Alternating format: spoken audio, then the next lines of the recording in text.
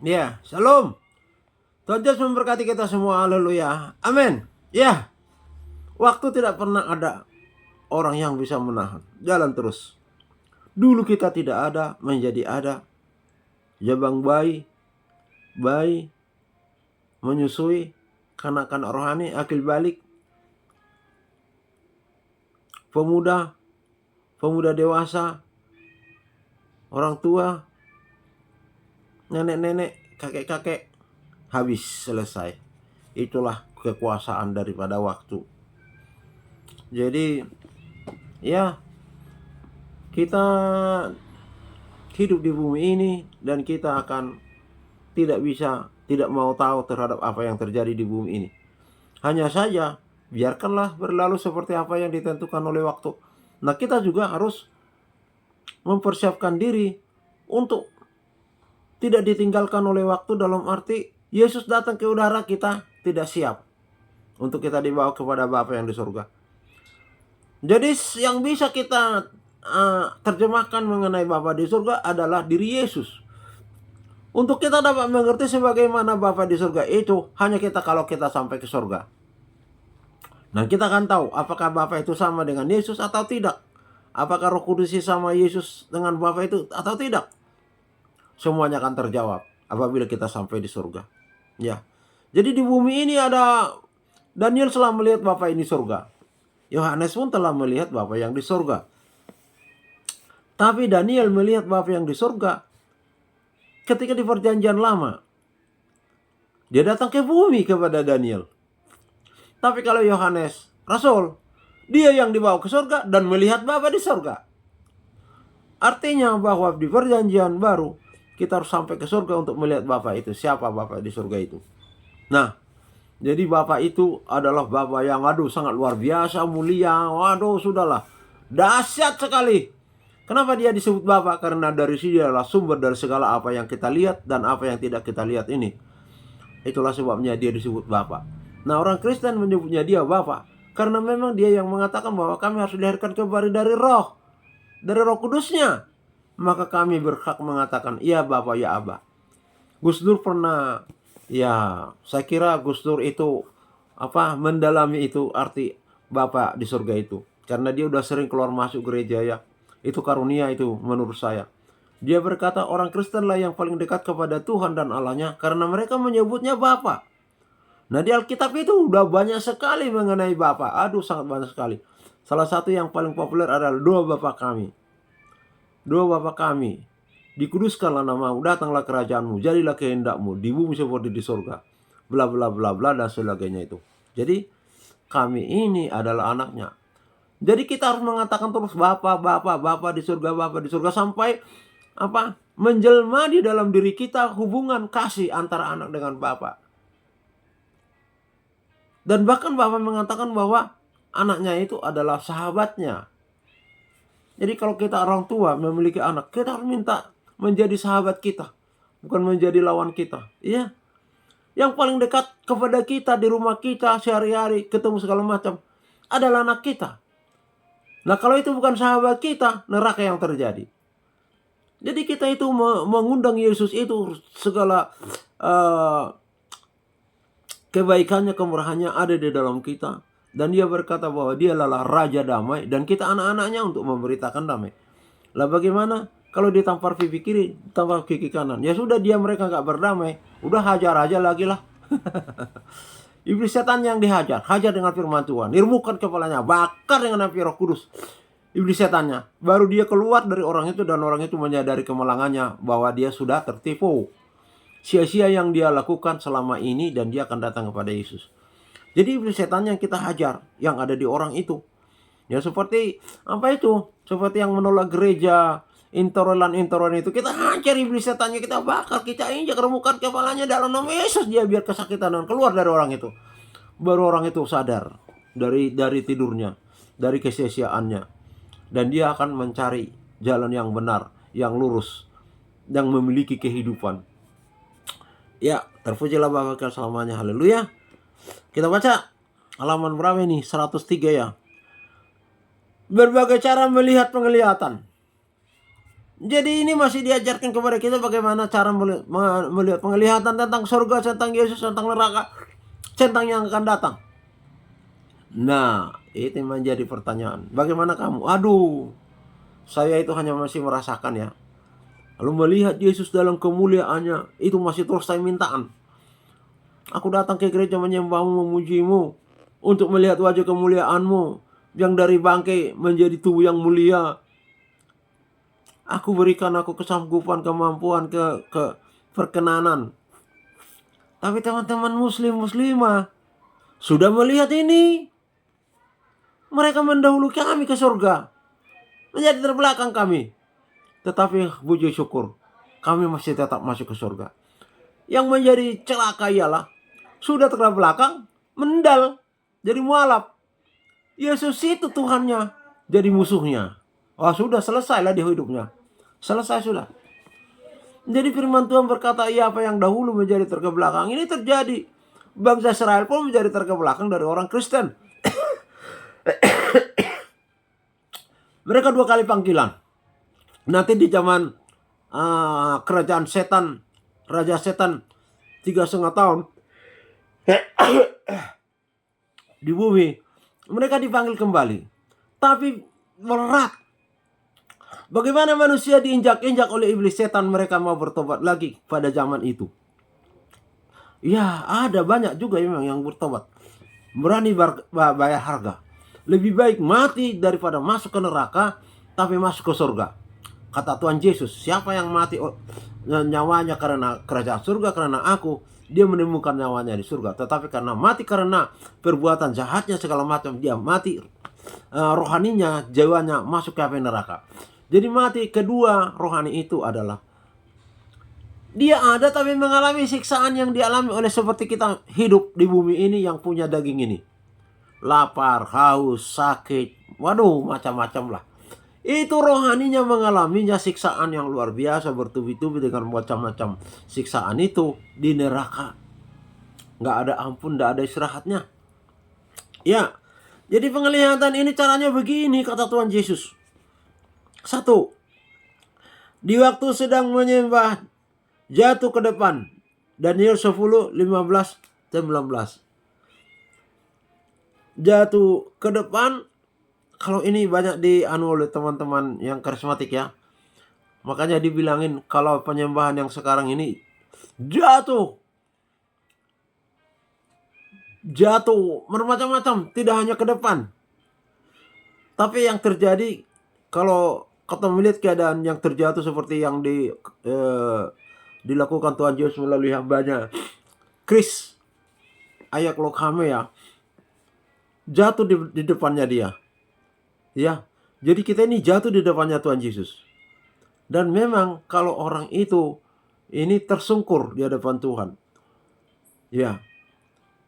Tetapi kita jangan selalu tersungkur dengan tubuh ya. Kalau kita tersungkur di dalam roh, itu pun ya ada kalanya kita menyanyi, kita dalam keadaan tersungkur di hadapan Tuhan. Jadi enggak satu-satunya tersungkur itu yang menyembah Tuhan. Mengangkat tangan menyerah. Tuhan turun tangan untuk menyelamatkan. Itu juga menyembah. Dan menyembah yang lain ialah pengakuan lewat kata-kata. Ya. Nah ini terjatuh ke depan. Nah ini makanya banyak sekali masih ini ya. Terjatuh ke depan atau terjatuh di depan. Di depannya Tuhan. Di depannya hamba Tuhan itu. Ya silakanlah. Mana yang Anda pilih. Duduk berlutut. Nah ini duduk berlutut. Waktu menyembah atau kebaktian umum. Ini otomatis ini. Duduk berlutut ini. Ya. Orang Batak bilang ini marsinggang ya. Waktu penyembahan itu. Roh Kudus itu menggerakkan kita untuk duduk berlutut. Ada sesuatu yang di dalam kita itu menyampaikan dengan berlutut itu. Ya termasuk kata-kata ya. Karena baiknya Tuhan Yesus itu. Atau kita melihat kemuliaan Tuhan kita tidak sanggup dan kita berlutut. Teman-teman muslim dan muslimah juga sudah banyak menerima ini.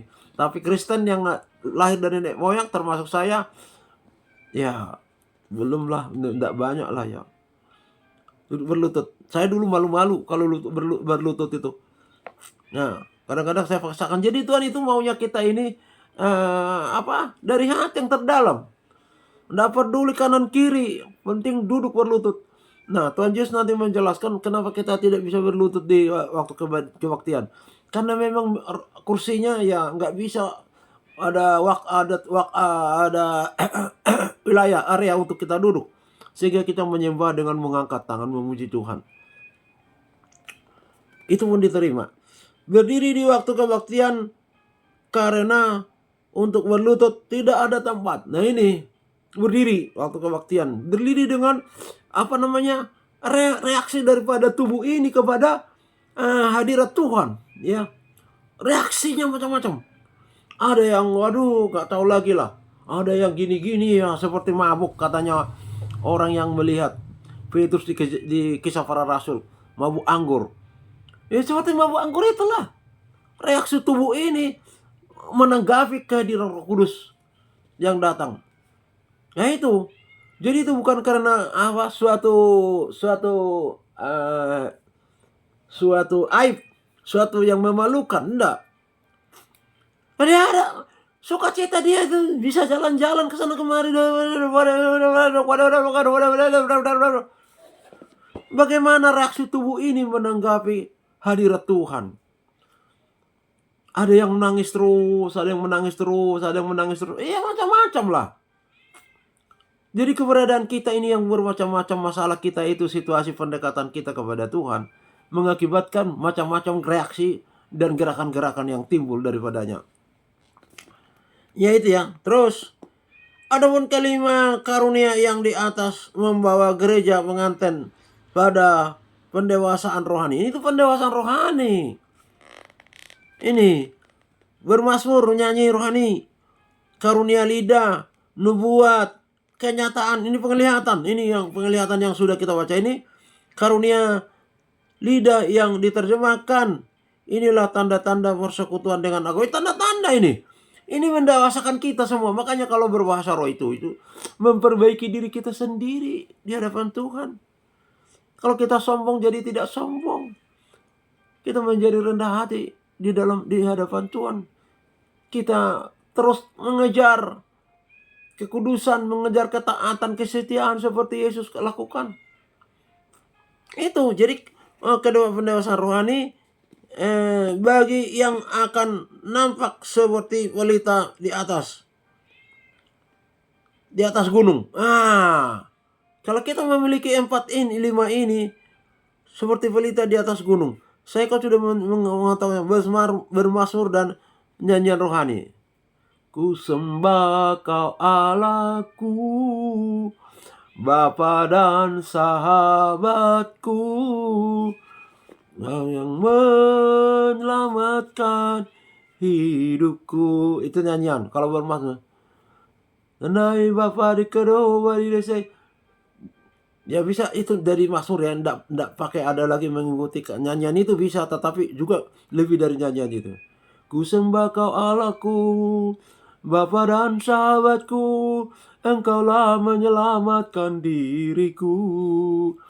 Ku datang menyembahmu, mohon pengampunanmu, sucikanku dengan darahmu, Yesus. Mazmur. Jadi enak ya, enak. Makanya kalau berdoa itu ada orang yang berjam-jam itu tidak mustahil dan bukan hal yang susah. Karena kalau dia bermazmur, dia memiliki hati yang indah sekali di hadapan Tuhan. Dan Tuhan juga mendengarnya indah. Nyanyian mazmurnya itu sangat indah sekali. Nah kalau nyanyi kan hanya terbatas di dalam syair-syairnya itu ya. Dan iramanya juga seperti itu. Kalau mazmur, seperti tadi. Ku sembah kau Allahku,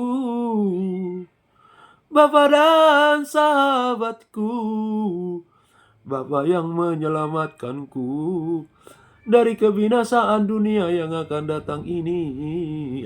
Mazmur. Ya kenapa seperti pelita di atas gunung? Pada waktu gereja akan disempurnakan, nampak seperti perempuan yang bersalut dengan matahari, berdiri di atas bulan dan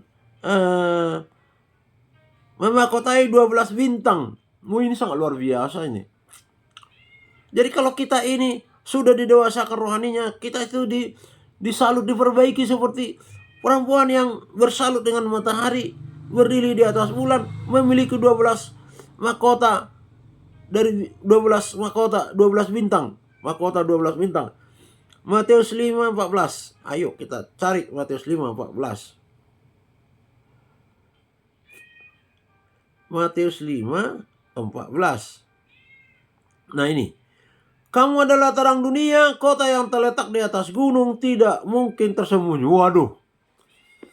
Jadi ya, memang tidak tahu ya, kalau saya itu, kalau mau lihat gunung, maunya di gunung itu. Wah, sangat indah memandang ke bawah. Mengapa orang banyak sekali yang lari ke mana itu? Ke Batu Malang ya. Kalau di Jawa Barat ke puncak ya. Ini mana dari gunung. Dari bawah melihat ke gunung, apabila ada lampu-lampunya di situ, sangat indah sekali.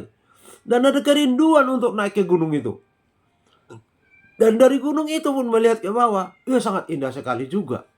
Nah, itulah perbedaannya orang yang berada di atas gunung.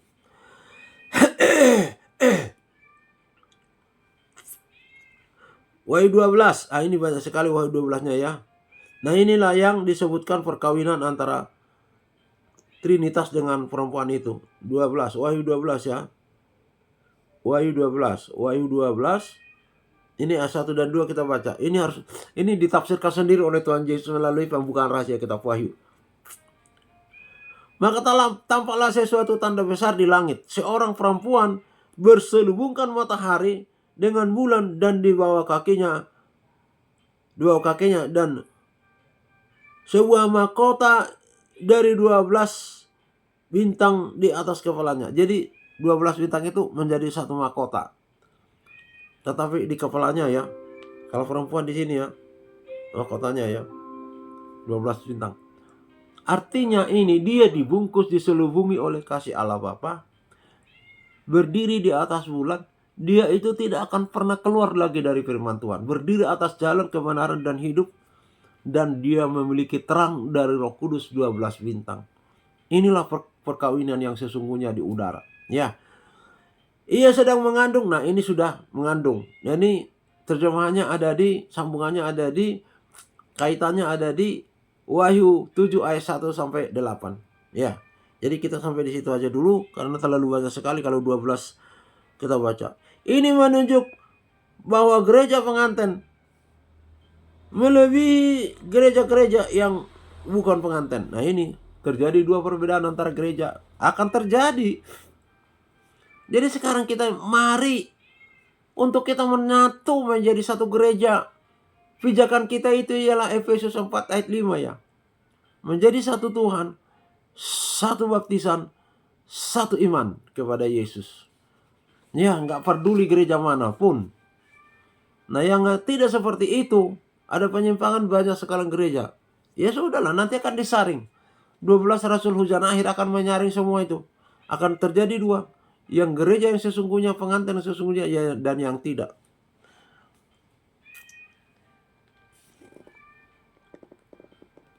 Karunia rupa-rupanya, mereka tidak seperti rupa-rupanya mereka ini tidak mengerti tentang 1 Korintus. Jadi gereja-gereja yang mengerti karunia-karunia roh, yang menerima, memakai, dan bersyukur. Memiliki karunia itu sangat spesial sekali di mata Tuhan. Ya. Karunia-karunia itu banyak loh. Makanya saya sering katakan teman-teman muslimah yang jadi Kristen, yang jadi bangsa pilihan Tuhan Yesus di zaman ini, lanjutkan kepercayaanmu, kejar karunia-karunia ini. Mari, mau pilih mana? Memiliki hikmat, memiliki bahasa roh, mengerti bahasa roh, nubuat, memimpin, karunia memberi, karunia mengusir setan, karunia kesembuhan. Pilih. Apa yang kau pilih, pilih aja. Tinggal minta kepada Yesus. Saya sudah pernah ngomongkan. Tuhan akan mengasihi orang yang terus tekun. Misalnya, kalau dia rajin mendoakan dirinya sendiri, segala kuasa iblis setan keluar. sakit penyakit keluar. Darah Yesus kesembuhanku, bilur Yesus kesembuhanku, nama Yesus dahsyat untuk menyembuhkan aku. Dalam nama Yesus, silakan aja berobat ke dokter, tetapi tetap mulai dan terus lanjutkan minum obat segala macam pun silakan. Tetapi terus itu akan kita dianukan sama iblis setan. Kamu disembuhkan oleh dokter apa kuasa darah Yesus. Buktinya kamu makan obat. Lah, siapa yang menjadikan semua unsur-unsur dan dasar untuk ikut obat? Ya Yesus. Karena dia menciptakan segala sesuatunya untuk meredam kuasa iblis setan yang menyembuhkan sakit penyakit. Lah kalau kita disembuhkan setan, kita mengaku bahwa Yesus yang menjadikan kita itu sembuh melalui obat. Tetapi tetap kita akan usir terus mana yang Tuhan akan ridhoi. Kalau disembuhkan obat, ya sudah. Disembuhkan Tuhan Yesus, ya sudah. Jangan disembuhkan setan sama dukun. Disembuhkan dukun, setan, dosanya tambah, dia makin terikat, dia akan ditentukan oleh setan kapan dia digerayangi dengan dihancurkan. Dosanya tambah, masuk neraka. Tidak ada penghiburan dari Roh Kudus damai sejahtera. Disembuhkan dokter, sakitnya sembuh, sama dengan dukun itu, sakitnya sembuh. Tapi dosanya tetap. Bisa sakitnya sembuh. Tetapi kalau disembuhkan Tuhan Yesus, iblis setannya diusir, rohnya disucikan, diberikan damai sejahtera, dan surga miliknya. Dan Yesus itu Tuhan dan Juru Selamatnya. Wah, Bapaknya yang di surga. Ya, Bapak kita di bumi ini, masih banyak bapak yang kejam terhadap anaknya. Tapi kalau Bapak yang di surga, dia memberikan kasih yang luar biasa kepada kita. Ya.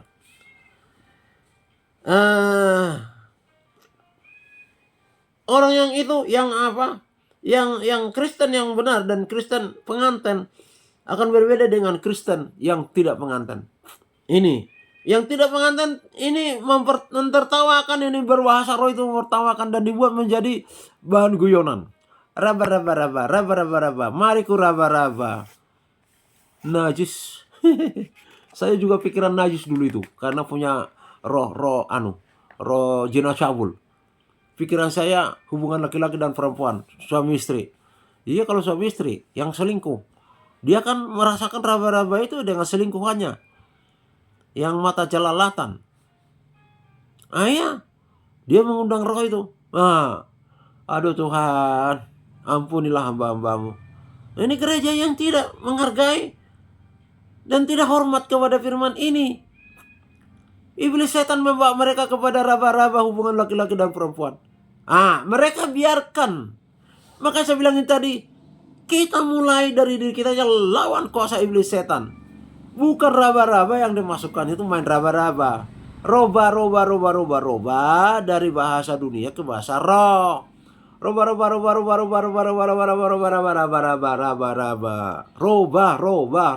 dari bahasa dunia ke bahasa roh. Roba itu maksudnya. Tapi iblis setan membawa mereka kepada pengertian raba-raba. Bahasa roh itu enggak sama seperti bahasa dunia seperti yang saya bacakan itu. Allah beri kalian masa ngerti tadi.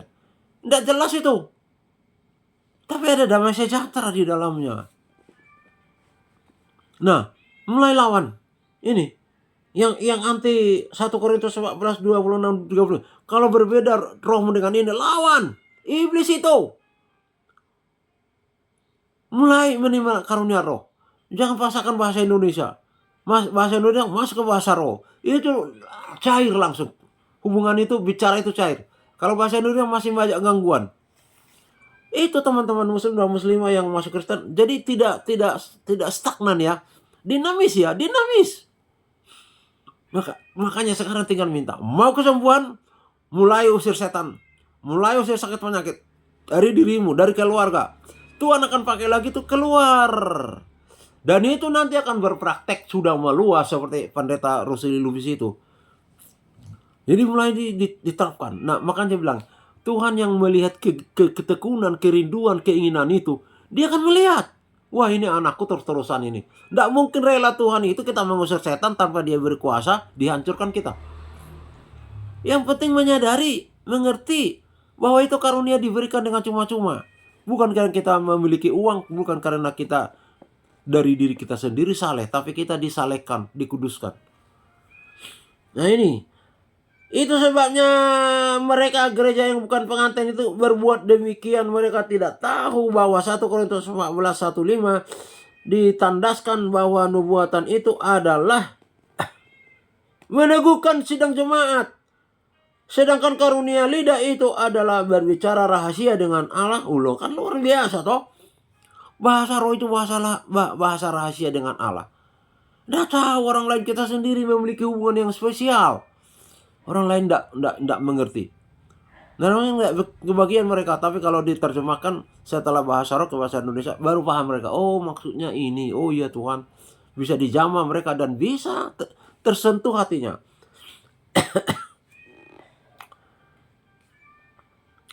Memperbaiki, meneguhkan iman sendiri. Ada juga cara lain, yaitu menyembah aku seperti pasar, ribut, tidak berketentuan, berlututnya bertentangan dengan kehendakku. Nah ini nggak tahu ini. Jadi yang sopan kata Tuhan kalau memiliki Roh Kudus itu yang teratur. Kalau yang digambarkan teman-teman Muslim polemikus itu tidak teratur dan nggak sopan, ya. Atau mereka bikin memang seperti itu dengan model AI. Iya. Kalau ukurannya ialah yang teratur dan sopan. Nah ini nanti kita baca ya bagaimana yang benar itu gerakan-gerakan yang menerima Tuhan Yesus itu dengan reaksi daripada badan masing-masing. Ya, kita baca dulu 1 Korintus 14:26, karunia-karunia roh. Jadi kita nggak stagnan ya teman-teman Muslim ya. Kita jalan terus. Kejarlah kasih itu dan usahakanlah dirimu memperoleh karunia-karunia roh, terutama karunia untuk bernubuat. Kejar kasih, usahakan dirimu untuk memperoleh karunia-karunia roh. Ada 9 itu utamanya itu. Terutama untuk karunia bernubuat. Karena itu untuk menguatkan seluruh iman jemaat. Ini coba lihat di gereja, apakah ini ada? Tidak tahu ya kepastiannya ya. Mungkin ada sedikit gereja bernubuat di jemaat itu. Waduh, nanti 12 rasul hujan akhir akan mengembalikan ini. Siapa yang berkata-kata dengan bahasa roh tidak berkata-kata kepada manusia, tetapi kepada Allah. Nah ini spesialnya kita kepada Allah.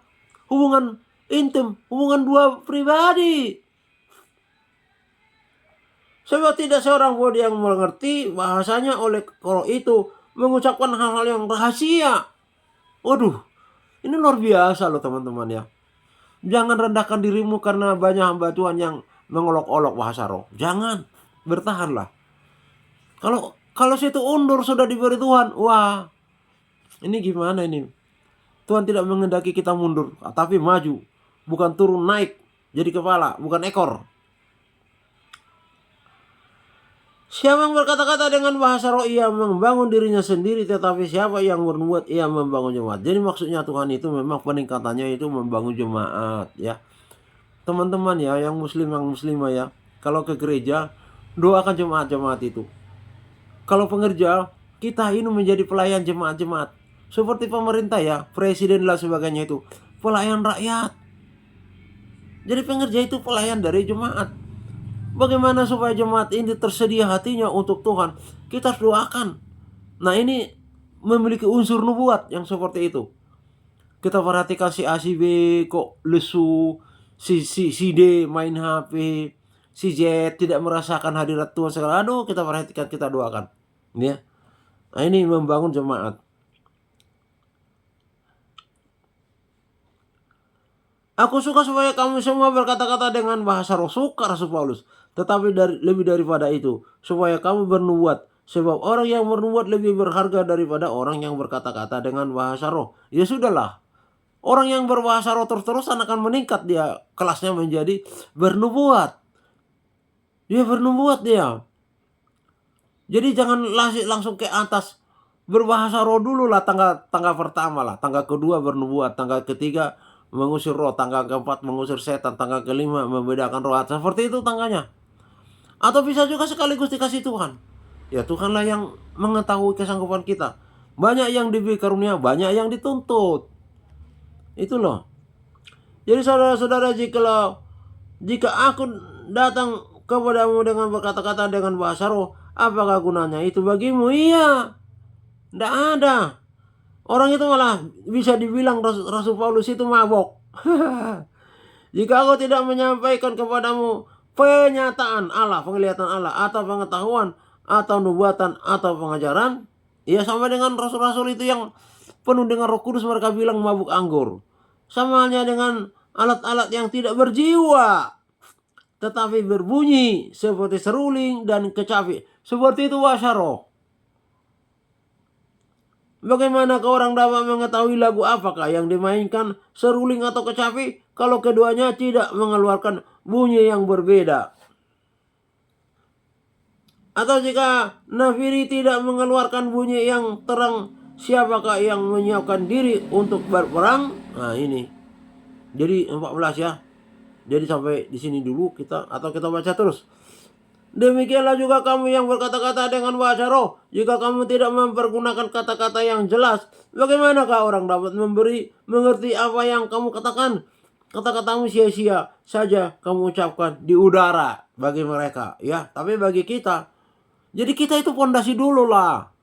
Jangan terus menasihati orang lain segala macam, diri sendiri semerawut. Saya itu sering juga berkata kepada Tuhan, aku menyembuhkan orang, aku sendiri sakit, bagaimana Tuhan? Sembuhkan aku supaya aku dapat menyembuhkan orang. Saya lawan terus sakit penyakit saya. Dalam nama Yesus. Beda yang mereka diberikan. Aduh, yang memang luar biasa lah kasih Tuhan kepada mereka. Satu sentuhan aja kanker sembuh. Lihat itu. Kejadian-kejadian sudah banyak. Bahkan yang sudah mati hidup. Ada banyak.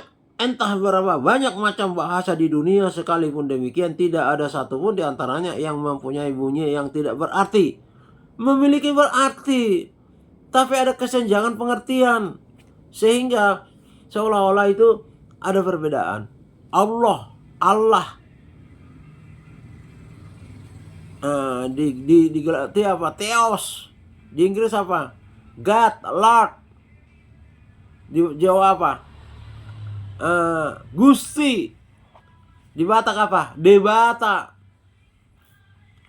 Pendekatan mereka itu terhadap apa yang mereka sembah disebutkan itu berbeda. Tapi kalau kita memiliki Tuhan yang sama, yaitu Yesus, baptisan yang sama, yaitu baptisan Roh Kudus dan iman yang sama kepada Yesus, bahasa kita sama. Ya, bahasa mengenai Yesus, mengenai firman. Tetapi jika aku tidak mengetahui arti bahasa itu, aku menjadi orang asing bagi yang mempergunakan, dan dia orang asing bagiku. Iya. Ya kalau kita tidak tahu bahasa Madura, mereka berbahasa Madura, ya asing bagi kita lah. Tidak ngerti kita. Asing bagi kita. Kita asing bagi mereka. Karena bahasa kita berbeda. Makanya satu bahasa Indonesia itu sangat luar biasa. Saya sudah mengatakan, Papua itu bukan lagi asing. Kalau kita ke sana seperti di rumah sendiri, karena mereka berbahasa Indonesia. Coba lihat. Mereka itu langsung menyatu loh dengan Indonesia itu. Tidak memperkatakan egois terhadap bahasa mereka sendiri. Menyatu. Ya. Memperlihatkan jati diri mereka bahwa mereka Indonesia. Coba lihat berapa indahnya toh. Kita kemana? Ke Jawa Barat. Mereka juga berbahasa Indonesia. Rumah kita sendiri rasanya karena bahasa ibu kita. Nah itulah artinya bahasa itu. Demikian pula dengan kamu. Kamu memang berusaha untuk memperoleh karunia-karunia roh. Tetapi lebih daripada itu, hendaklah kamu berusaha mempergunakannya untuk membangun jemaat. Iya. Jadi makanya saya bilang, ya, saya berbahasa roh, Tuhan apalah artinya bagiku juga kalau aku tidak paham. Kalau aku sudah paham apa yang saya lakukan, ya sudah bisa saya juga membahasakannya, bahasa Indonesia, bahasa ibu. Ya, kalau saya menyanyi dengan bahasa roh, ya memang kadang juga muncul setelah bahasa roh, bahasa Indonesia. Tapi saya katakan intinya adalah kata-kata firman. Kata-kata firman. Kata-kata doa permohonan, kata-kata doa merendahkan diri. Itu isinya bahasa roh, sudahlah, gak jauh dari situ. Pokoknya bahasa firman. Sebab jika aku berdoa dengan bahasa roh, maka rohkulah yang berdoa. Tetapi akal budiku tidak turut berdoa. Nah ini yang roh itu. Nah akal budi itu pengertian.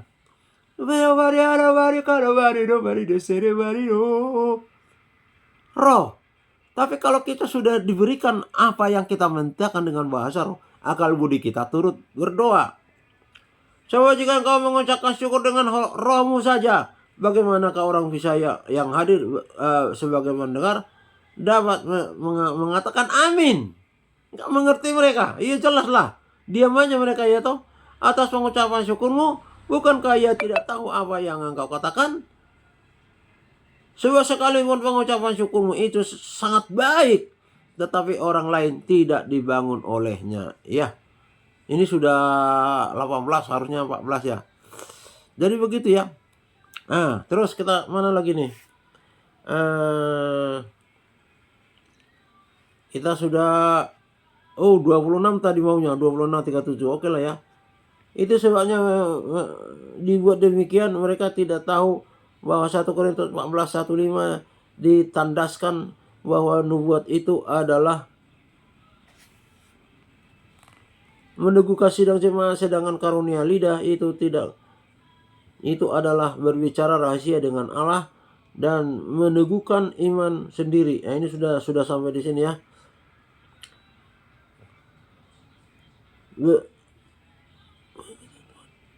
Ini ya kita nanti untuk memahami lagi bagaimana dengan mereka yang ribut tak berketentuan. Ini dari Tuhan atau bukan? Nah, ini kita periksa nanti ya ke depannya ya. Ini sudah banyak ya waktu yang kita habiskan di sini. Oke. Tuhan Yesus memberkati semua. Haleluya. Amin.